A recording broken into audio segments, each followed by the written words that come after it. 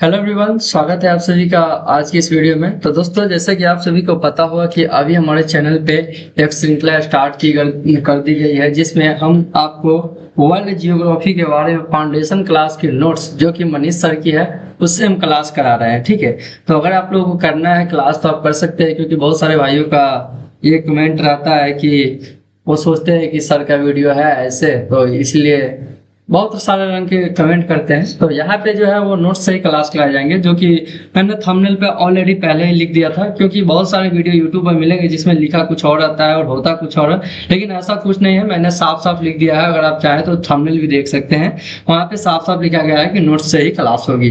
तो कल की वीडियो में हमने अक्षांश के बारे में जितने भी पॉइंट थे वो सभी के सभी देख लिए थे, या अंटार्कटिक द्वीप तक हम लोगों ने देख लिया था। और आज की इस वीडियो में हम लोग देशांतर से स्टार्ट करने वाले हैं, और इसी में जो है मानक समय, विश्व समय से, वो सभी के सभी जो टॉपिक क्लियर किए जाएंगे वो सभी के सभी मैंने पहले वीडियो में ही बना दिया। अगर आप लोगों ने अभी तक वो वीडियो नहीं देखा है तो आप लोग चैनल पर चले जाइए, वहां पे आपको प्लेलिस्ट मिल जाएगा, और इसी के साथ जो है मैं इस वीडियो के डिस्क्रिप्शन में भी उसका लिंक दे दूंगा। बाकी आप लोग चैनल को सब्सक्राइब कीजिए, ज्यादा से ज्यादा सपोर्ट कीजिए, जितने ज्यादा लोग इसमें जुड़ेंगे उतने जल्दी जल्दी और भी अच्छे अच्छे क्लास इस पे कराए जाएंगे। तो चलिए, आज जो हम स्टार्ट करने वाले वो हम देखेंगे कि देशांतर के बारे में। ठीक है, तो देशांतर क्या है? तो देशांतर का पहला पॉइंट है कि किसी स्थान की प्रधान या मध्योत्तर से पूर्व या पश्चिम में कोणीय दूरी देशांतर कहलाती है। ये आपका देशांतर का परिभाषा हो गया कि किसी प्रधान या किसी स्थान की जो प्रधान या मध्योत्तर है ना, उससे पूर्व या पश्चिम में कोणीय दूरी को क्या कहते हैं? तो उसे हम लोग देशांतर कहते हैं। ठीक है, सेकेंड पॉइंट यहाँ पे है कि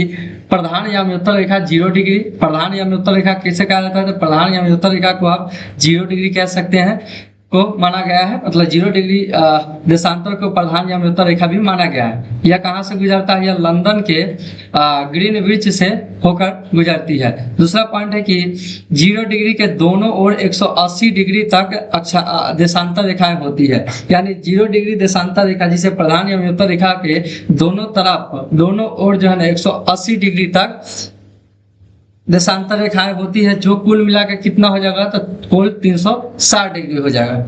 ठीक है, इसी प्रकार हम देखेंगे कि 1 डिग्री देशांतर की भूमध्य रेखा पर दूरी कितना होता है? तो 111.32 किलोमीटर होता है, जो ध्रुव की ओर क्रमशः कम होती जाती है। ध्रुव की ओर क्या हो जाती है? ये कम हो जाती है।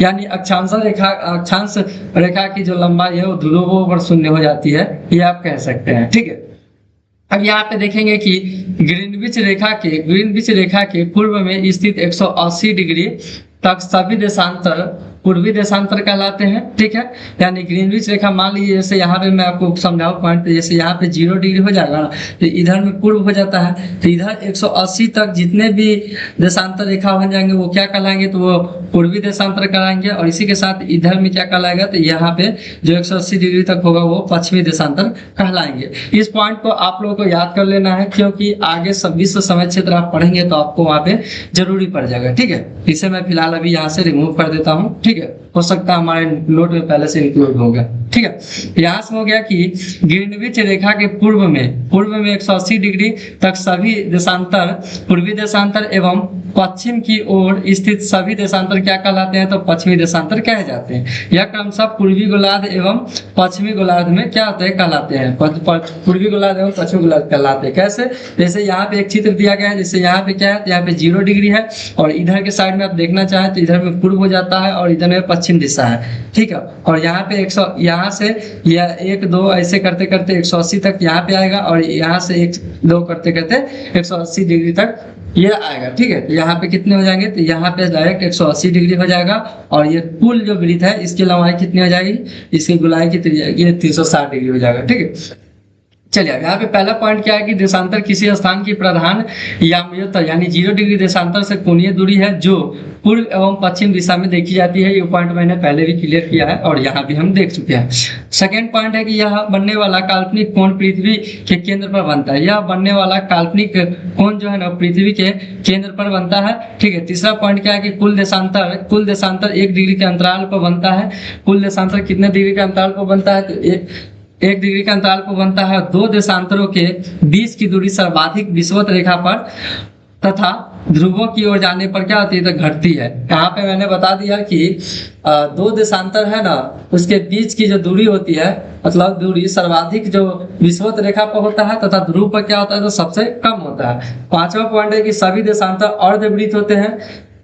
सभी देशांतर कैसे होते हैं, तो अर्धवृत्त होते हैं जो ध्रुव को जोड़ते हैं। समान लंबाई होती है, ठीक है, इसकी समान लंबाई होती है, लेकिन बीच का गैप जो होता है वो कम बेस होता रहता है, ठीक है। क्योंकि देशांतर रेखा कैसे होता है, तो यहाँ पे जैसे मैं थोड़ी सी और यहाँ पे कुछ बता देता हूँ, जैसे कि आपको अच्छे से समझ में आए। जैसे यहाँ पे आप देख सकते हैं कि एक रेखा यहाँ पे गुजरा गया है, काल्पनिक रेखा, जो कितना है, वो 0 डिग्री है। अब इसी प्रकार से यहाँ पे ऐसे में रेखा खींचता है, ठीक है। तो यहाँ पे आप देखना चाहें तो इस प्रकार से, तो यहाँ पे बीच में जो गैप है ये थोड़ा ज्यादा और यहाँ पे जो है वो कम है, ठीक है। यही चीज यहाँ पे बताया गया है, ठीक है। तो चलिए यहाँ से इस पॉइंट को हमने समझ लिया। अब यहाँ पे देखते हैं कि सभी देशांतर विषुवत रेखा को लंबवत काटते हैं। सभी देशांतर क्या, विषुवत रेखा को लंबवत काटते हैं और 180 डिग्री देशांतर को अंतरराष्ट्रीय तिथि रेखा के रूप में उपयोग किया जाता है, ठीक है। तो 1 डिग्री बराबर 60 मिनट होता है और 111 किलोमीटर, ये जैसा कि मैंने आपको पहले ही बता दिया है पहले वीडियो में। अब यहाँ पे 1 डिग्री देशांतर, 1 डिग्री देशांतर बराबर क्या होता है, तो विषुवत रेखा पर 111 किलोमीटर, लेकिन ध्रुवों की ओर घटता है। ध्रुव पर ये क्या होता है, तो शून्य हो जाता है। ध्रुव पर क्या होता है, शून्य होता है। अब यहाँ पे कुछ अलग से पॉइंट दिए गए हैं कि विषुवत रेखा पर स्थित देश कौन कौन से हैं। विषुवत रेखा पर स्थित देश यहाँ पे देखेंगे कौन से, तो विषुवत रेखा पर कौन कौन से देश स्थित है वो दिया गया है। तो विषुवत रेखा पर 4 महाद्वीप है, 4 महाद्वीप के 13 देश है, ठीक है। 4 महाद्वीप के 13 देश है, यानी विषुवत रेखा 4 महाद्वीप 13 देशों से होकर क्या होती है, गुजरती है।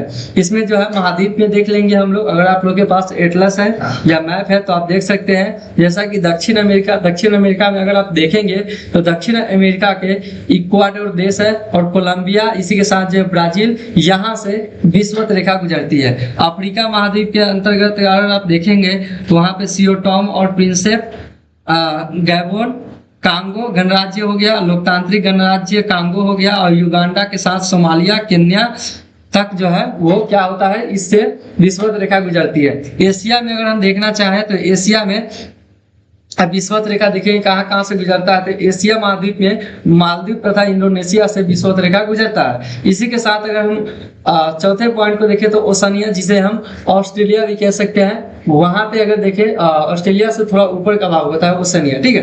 तो यहाँ पे देखेंगे, यहाँ पे किरीबाती नाम देश है, वहां से गुजरता है। अब यहाँ पे कुछ पॉइंट दिया है कि कर्क रेखा पर स्थित देश कौन कौन से है, तो कर्क रेखा 3 महाद्वीप हो गया और इसी के साथ 17 देशों से गुजरता है।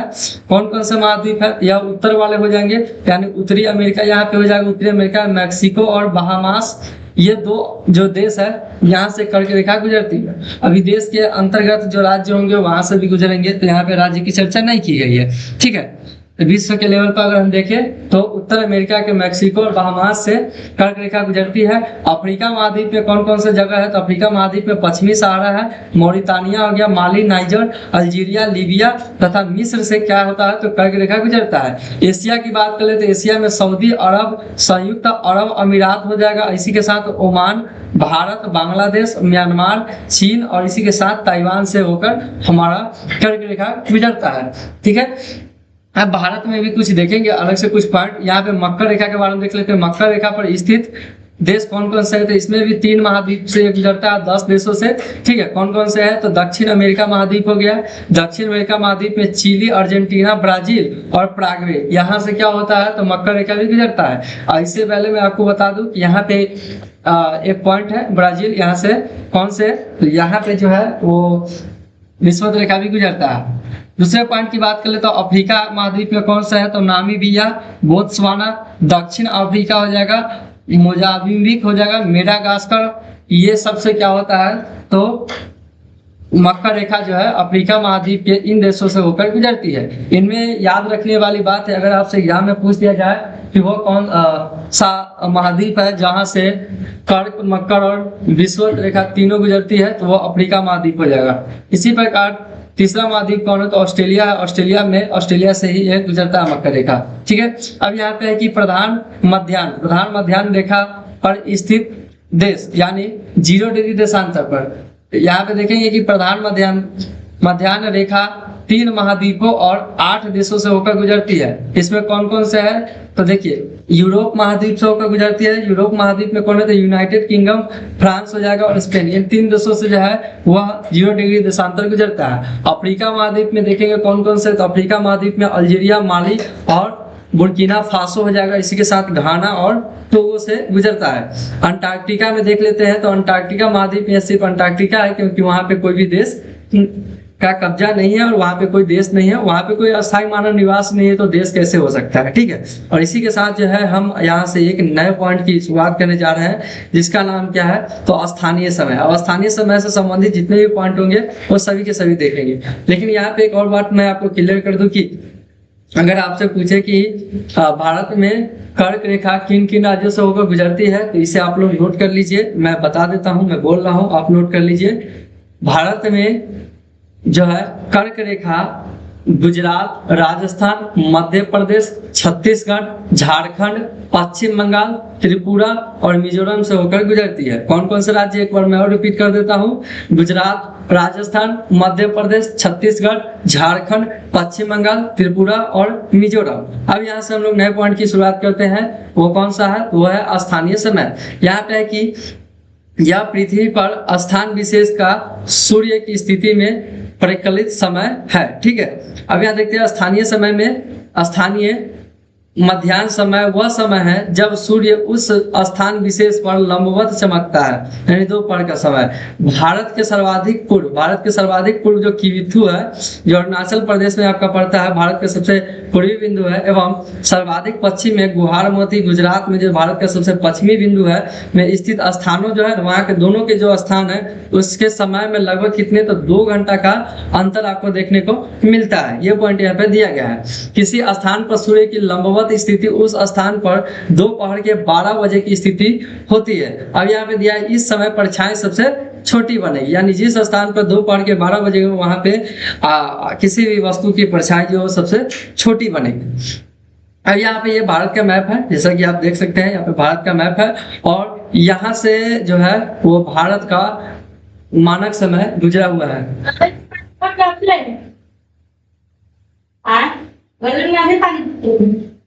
ये वाला है।